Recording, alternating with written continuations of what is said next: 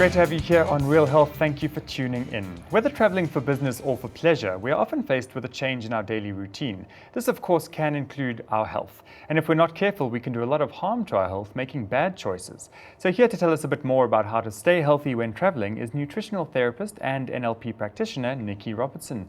Nikki, great to have you back. Thank you. So Nikki, when we go traveling, often it's just a throw out of routine. Everything goes out the window and it's difficult to maintain all the effort that we've been putting into our lives at home in terms of staying healthy.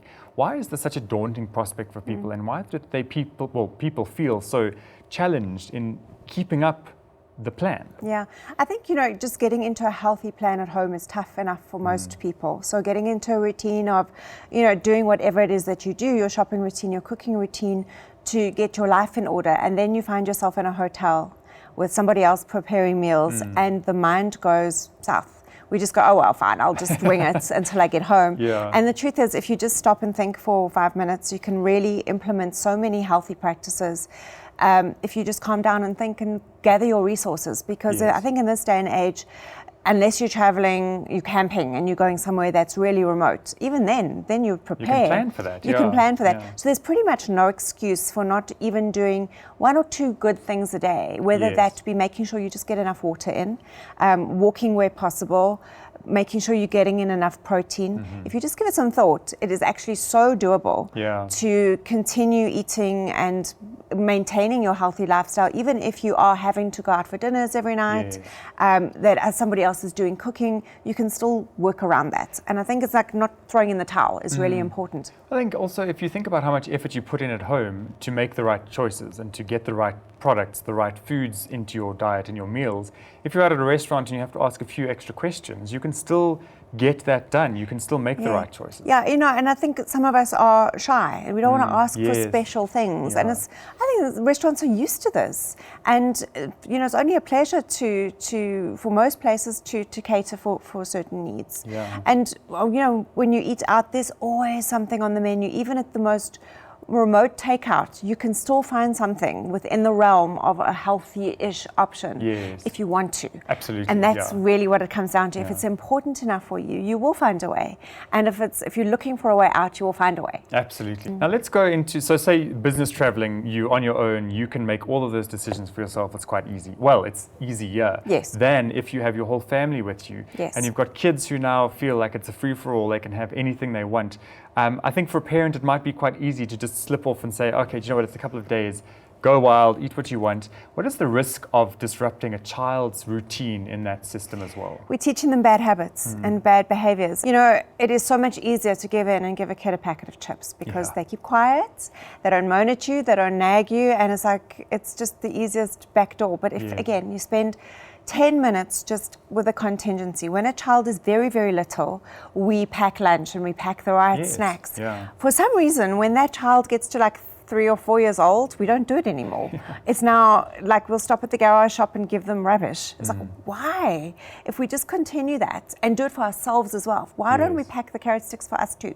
We pack it for the 3-year-old, for the toddler, but we don't do it for ourselves. There's a place for treats, but we're not going to go crazy because it gives you a tummy ache, you know? Yes, exactly. I suppose you've got to learn about the consequence on the other side. And then she goes, it gives me a tummy ache. It's like, well, let's just not do it. It's fine. We can find other ways around this. Reasoning, it's a great tool, actually. So now, if we are traveling in sort of more exotic places, I know India is famous for Delhi belly. If you're traveling there, what are some precautions that we could take or should take if we are in these more exotic places, eating foods that we're not particularly used to?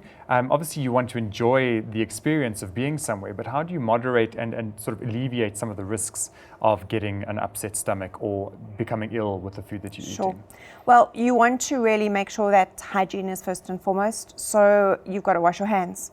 You need to eat at places where there is some semblance of cleanliness. So if you go into a restaurant and the bathrooms are filthy and the floors haven't been cleaned, good chance that kitchen is dirty. So just like scope your environment out before you go and eat somewhere where it just doesn't look really that good.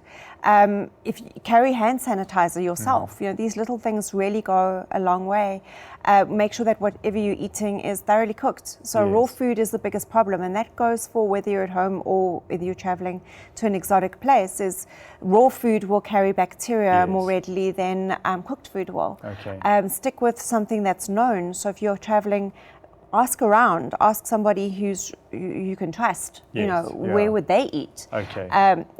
There's things like activated charcoal tablets, which are incredible for food poisoning when you've got a bacterial infection, which you can even chew and just swallow. Yeah. Your mouth will go black, but it does really bind to bacteria and get it out of the system really quickly. Interesting. So, the more exposure we have to diversity of foods, the better. Yes. But, you've got to just be mindful. You can't just go run around eating anything. You wouldn't do that at home. So why would you do that in a foreign country? But again, when we travel, reason seems to be left on the tarmac for some reason. There's a lot of excitement around it, so you do want to. But also, I think it's about the balance of having the experience, but knowing your limits and not going too. Or maybe the first day you try something, if it works out fine, the next day you can try something else, and then you can progress. Absolutely. Fantastic. And obviously, water is another big thing because you need water. You should be, especially when you're traveling, you're out and about, you're doing tours, you're walking, running, whatever it might be.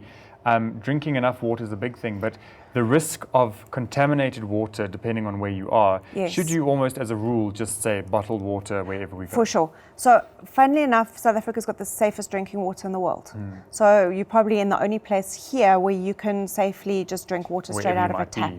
But when you travel, as a rule, definitely bottled water. Without a doubt, I wouldn't risk it. You need to stay hydrated because not being hydrated can cause all sorts of other kinds of problems. But you don't want to risk contaminated water, especially if you're going to the Far East, Asia. It's a big problem. So bottled water is critical. Is ice a problem as well? Because I've heard people moaning about that. Absolutely. Ice is a problem. Pretty much anything that isn't alcohol can also be a problem. Alcohol, antibacterial, but you don't want to go too crazy on the alcohol either. So you've got to be very careful about. It's something that comes in a tin. If you really are in a outback place, is probably your safest because that's pasteurized. So from a nutritional point of view, it's like you don't want to live on fruit juice, but if something is sealed in a recognizable brand, that's where you stay. So that's where you'd bend the rules a little bit. Cool. I suppose also another challenge when traveling is that you tend to sometimes eat the richer, heavier foods, which can cause a little bit of an upset in stomach. So just really moderating what you do in that sense as well. Just common sense seems to go out the window when we get experimental, but know yourself, know what your limits are. I mean, your exposure to different viruses and pathogens is guaranteed the minute you get onto a plane. So getting something like an antibacterial nose cream that you can literally put in your nostrils will kill off airborne viruses that you would otherwise inhale.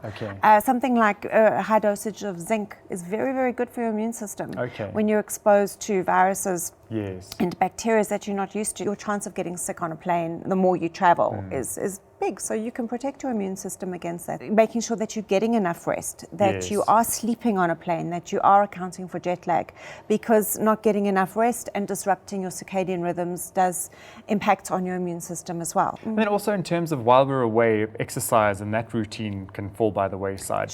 How important is it to maintain that, or is it okay to take a little bit of a break from it while you're away? Exercise is more than just about burning calories, and it's more than just about for the sake of exercise.